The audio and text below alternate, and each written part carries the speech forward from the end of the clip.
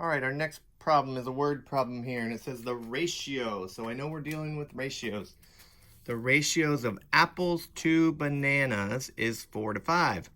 I like to write my ratios as fractions here. So apples come first, then bananas. 4 comes first, then 5. So the first number has to be apples.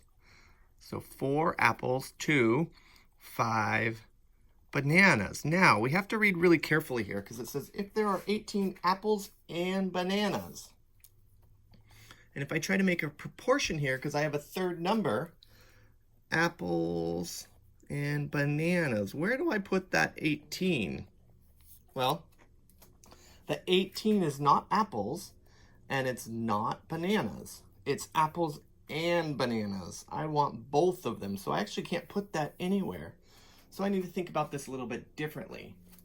I want how many apples there are, but I know that how many apples and bananas. So I know that we want to find out, let's see, we know there's 18 apples and bananas. I want to know how many apples. Okay, so I'm going to be making a proportion with these here. I want apples and bananas here, and then apples on the bottom. So in that ratio here, I can use one of these numbers here. Apples and bananas, I don't know yet, but I know there was 4 apples. And then if I think about it, I have apples and bananas, 4 apples for every 5 bananas, but that means how many apples and bananas are there here?